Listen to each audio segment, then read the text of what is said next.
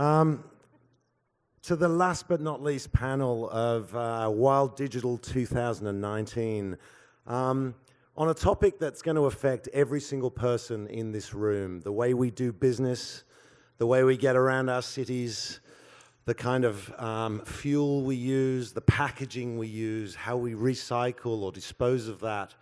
The smart city topic is something that's on the, high on the agenda of cities across both the developed and the developing world. And we're sitting in a city here today which has been voted one of the top 10 smart cities in the world in a number of surveys.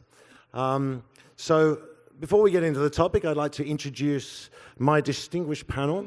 Zatashah, Mike, and Kelvin. I might just ask you to each give us just a two-sentence elevator pitch on who you are and what qualifies you to be on stage today to talk about smart cities.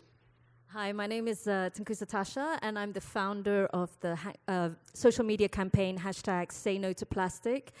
I'm actually the non-tech person here, so thank you to Wild Digital for having me on board.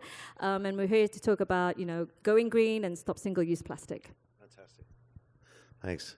Mike. I'm Mike Davie, the founder and CEO of Quadrant. We're a location intelligence company. We know over 500 million devices on what they do and how they interact on a monthly basis globally.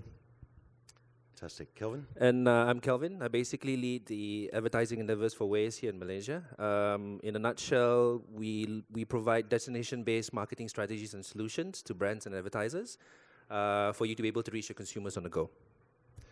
And as I'm co-founder of KERB, which is a smart parking platform.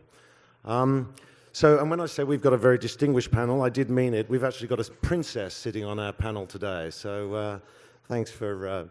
So let's get into the discussion. I mean, there's a lot of... just before we get into talking about data and technology, just for the benefit of the people in the room, what is a smart city? What does a smart city look like today? I mean, if Malaysia is, a smart country and KL's a smart city, there are still traffic jams, there are still, there's still pollution. What is a smart city? How do we define a smart city? Mike. Thanks so much. Well, basically, a smart city it means something different to people. I've been in this for over a decade now, and a smart city is a government who solves problems of the people. And every city that wants to be a smart city faces different issues. If you're Singapore, if you're Songdo in Korea, or you're Amsterdam in Europe, you're all going to have your own problems that affect your citizens. And as a government, you're trying to make smart decisions which make your citizens' lives better. Yeah, okay, that's a great answer. Zatashah, do you have an opinion? Yeah, for me, smart city is also using digital technology. I mean, this is why we're all sitting here, and it's to make things better, more efficient, so that we can get where we need to go from A to Z, but as well as this idea of security and safety. We're using the digital technology that we're all out there on the roads feeling safe at the same time. Yeah. Kelvin, do you have an opinion? Yeah, I think it's about involving the community as a whole, right? I think what cities are is the people in it. Yeah. And if you provide technology that can help these people actually live their lives better, to get from point A to point B faster, better, more efficiently, and that works. Because obviously there's a lot of focus on technology. The technology comes up all the time in discussions around smart cities. But is it all about technology? I mean, surely there's a big people factor. I mean, it's already come up just at the start of this discussion. What's the balance between technology-driven smart cities and people-driven smart cities? How important are each? Definitely really important, because with digital technology, we need to go one step further and think, how can we actually improve our environment?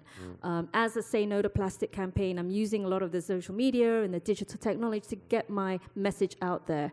But also digital apps, they have, they come up with great new ways. It's very innovative and it's disruptive. So the question is, how can we even take that one step further? And it's really for all of us, especially those in digital tech, to look at their responsibility and say, okay, how can I help and change that mindset? And how can I help improve for a more sustainable city and a more sustainable future for all of us?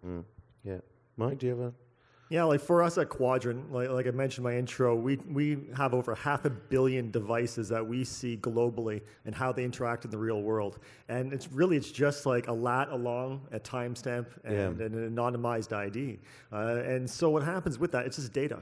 And so smart cities are collecting a lot of data. And no matter what your tech is, where you're getting the data from, what happens is the next stage is most important, is how we translate that into solving problems. Yeah. And then so you need the tech to get the data, but then you need the people to see how we can adjust behavior and make decisions and put new policies, new regulations that will benefit everybody. So before we get into the data question, let's just talk about that adjusting behavior, because this is a key thing. There's a top-down approach from government which is bringing in these initiatives, and you've got the private sector, with all sorts of initiatives to smart city initiatives. But if the people don't change their behavior, if people still keep buying plastic bags or accepting plastic bags from their local supermarket, for example, how do we change that data? I mean, there are some great examples in behavioral economics, for example, where the behavior of a whole community or a whole country has been changed. A great example is the blood donor debate, where people used to be given the chance to opt in to donate blood on their driving normally on a driving license, and which saw very, very low rates of participation in the scheme. But when they just flipped the question to opt out, they saw it go from something like 28% to 82% of participation in the scheme. What can we do as cities, and what can governments do to influence the behavior of its citizens? If I may take on that one, for instance, like we're a lot of users, we're all using things like Grab and Food Panda, all these food deliveries. Now, if we had exactly that, what you're saying is this option to basically say to the vendors, hey, you know what, no plastic cutlery by default. And we actually, not rather than asking to not have plastic cutlery, but it just won't be given unless specifically requested. That would have, just in one room, that's all of us that would have saved a lot of the plastic cutlery. There are other options like, the plastic bags. Instead of the food coming into plastic bags, I would actually help to recycle. So my recycle woven bag, I would give back to the delivery, and you can even use it as a deposit on that. And they would keep on using these recycled bags. And there you're already reducing how many millions of plastic bags that are not out there in the economy. So yeah, I mean, in digital, we can do all those things. We don't have to just wait for government and legislations, because that also takes time. Yeah. Raising awareness takes time. Yeah. So, help us to help change and make it better. Yeah. For us specifically, we've got this program called the Connect Citizens program.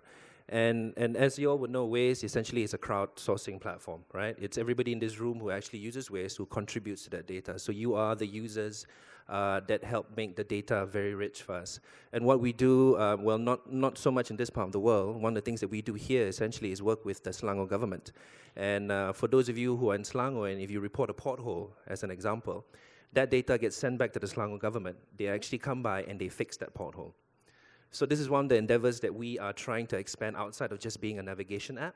And we do a lot more activities and executions in the Americas and in Europe, where we actually sit down and talk to the government and to municipals to actually plan cities.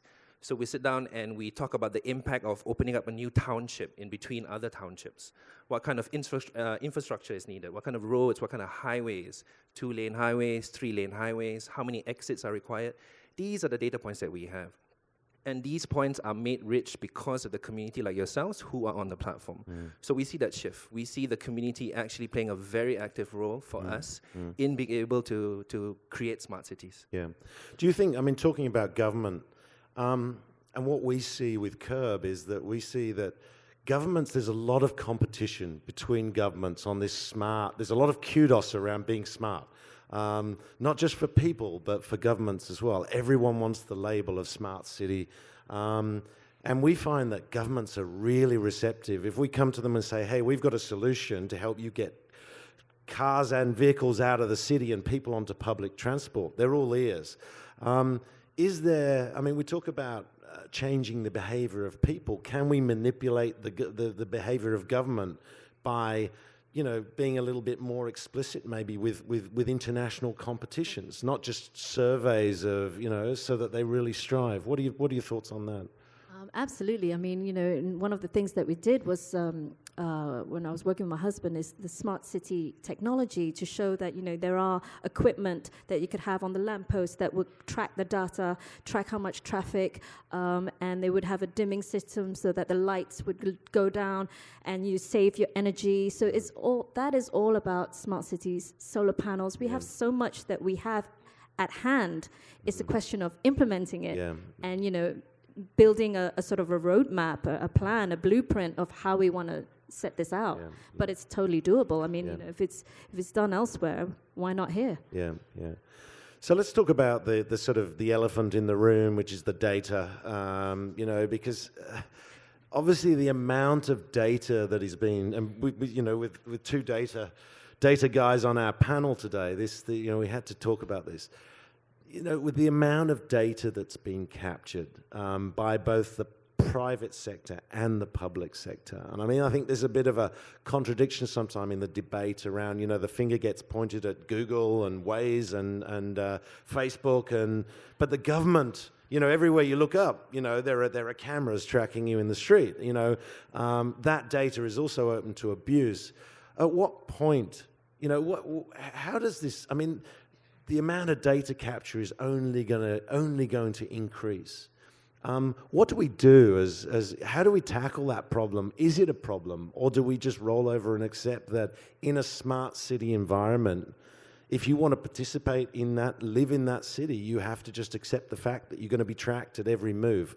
What are your thoughts on this? Mike? I'll take this one. So Paul doesn't answer. So the first thing as government in the room is that the first job of government is to protect citizens. Mm-hmm. They have to create regulations that improve citizens' lives and protect them. And the problem, what we see in the debate around data, is everybody's talking about locking it up. And we must keep it in one, try to lock it up, privacy, don't share this, don't do that. But that actually hurts, one, the citizens, because you can't offer services. And then two, it hurts small businesses, which small businesses run most of the economies, especially in Southeast Asia. And so when you see laws that come in that prevent data sharing, that what happens is that basically the bigger get bigger. They're not stopping collecting data. They're just keeping it for themselves, which gives them a competitive advantage, which unfortunately will stifle a lot of innovation. Just a side antidote on that, I know with GDPR in Europe, there's one of the big car manufacturers where they basically went to all their people and said, hey, can we still message you and email you? And of course, no, I don't want you to send me any information. Well, unfortunately, so they had to delete their entire database of people. And then when it came to do oil changes in their cars, no one got notified, and people were getting irate because their cars were now not under warranty. And so we're seeing the problems that come about when we over-regulate in the wrong direction. It's not about stopping data collection. It's not about not sharing data. It's protecting people and making sure people don't do bad things with data. Yeah, I think that's a great point, Mike. Kelvin, do you have some thoughts on everything he said? Yeah. One of the important things, just talking from the non-tech side, is that we use, as a beach cleanups, we use this app called CleanSwell. And if anybody here, I think everybody should be using this app called CleanSwell. And what we do is every time we do cleanups, either on the beach or underwater, all that data that we collect, every single cigarette butt, plastic, styrofoam, and there's a huge amount of category, that is actually sent and submitted to Ocean Conservancy, which is a global thing. And what we have found from Ocean Conservancy, there's 13 million tons of plastic trash in the ocean, and that is about equivalent of one garbage truck a minute of plastic dumped in the ocean. So this kind of data is so important for us. And why? Because it has to raise the awareness. Listen, guys, there's a serious issue. We are 8th world's plastic polluter, Malaysia.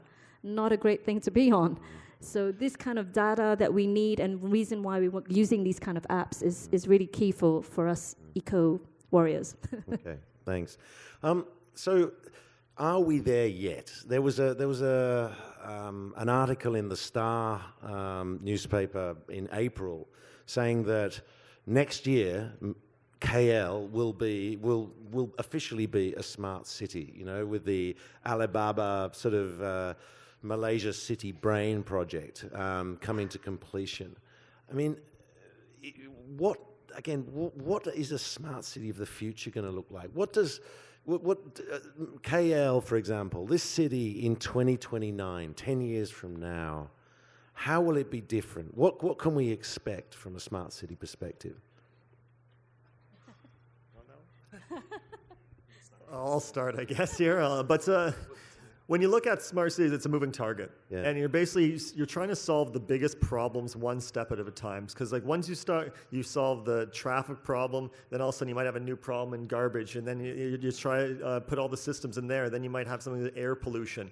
Unfortunately, as a society, we're always trying to get one step better. So I don't think there's ever going to be like, hey, this city's smart, that one's dumb, and that's it. It's going to be, okay, let's keep building. Let's see what the next problem is. Let's see what the next problem is. Yeah. Zatashah, do you have an opinion? I mean, plastic for me, bags. smart cities. Like for me, a smart city is really to be as efficient as possible. Yeah. And a lot of information out there is so distorted or it's hard to find, and we're like going around in circles trying to find something. So even I was talking with Kelvin earlier about, hey, what about putting the fabric recycling bins locations on the Waze map, and that will help us. If every single thing that we keep developing to become a smart city, but just like Mike saying. You don't just end at one point. We just have to keep on building and leveraging on technology. Technology's changed so much over the last few years. Yeah. So why not keep, maximizing and working on that? Yeah.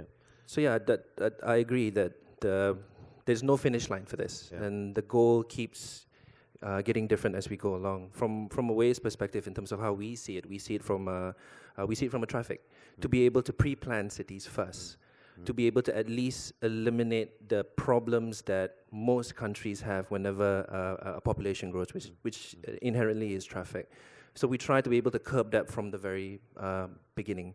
And the idea is to be able to grow beyond that and to be able to do more with the data sets that we have. Have we completely explored everything? I don't think so. I think there are a lot of avenues in terms of the data that we have, and there are more things, I think, for us to come. Okay, well, we're almost out of time. So just to finish, just a little summation from each of you in terms of, your view on the smart cities of, today and tomorrow. Zatashah. Well, I'd like to take this opportunity, actually, because, we have, at this past 2 days at World Digital, the largest regional digital tech conference. There's over 80 speakers. All these amazing digital tech CEOs are here, thousands of participants. If each and every one of us in this room today can make a pledge to being plastic-free or to stop single-use plastic and say no to plastic, whether it's in your business, in your personal life, however you can do it, make that pledge today, and that's what I'd like to leave you with. Thank you. Fantastic. Thank you. Mike? Now I have to give a pledge. Yeah, you got to make your pledge. What's your pledge? Plastic, yes. Plastic-free. Definitely plastic-free, not plastic, yes. Yeah, I guess on my side, and I think in terms of all the companies here and that, everybody plays a role to make a city smart. So if you're a startup here or even a big multinational, that the data that you have can help solve problems. So think about what you're doing, what you're producing, and how you can help society by making that data available and making other people use that to solve problems. And then if you are a problem-solving company that you're trying to actually, look to the person beside you. What data do they might have that might be able to make your product or your offering better? Because there's a lot of data out there. It's just a matter of knowing what's there. Echoing what Mike just said, for us, what we're looking for is to be able to look for more partners here, to be able to take that next step, right? There's a lot for us to be able to do in terms of being able to pre-plan townships, to be able to pre-plan highways, to be able to look at whether or not an additional exit needs to be built along a specific highway. And it's being able to partner with businesses like yourselves and the data sets that you have, couple that with what we do, and to be able to take that one step further. And your final Thanks. So my final one would be, Mike, you mentioned everybody doing their part. And when you drive out of in your vehicle on your own, you drive out of your condominium or you drive out of your office car parking space in the morning and leave that space empty, somebody else could be using that space. And whether it's a hotel or a private residence or it's getting vehicles off the road, which is good for the environment, it's good for, you know, the commuters. It's just a win-win-win. So I think, you know, just thinking about the space that you're freeing up that could be used by somebody else, I think would help, you know, every city. Thank you very much, guys. That was a great discussion. A big round of applause, please.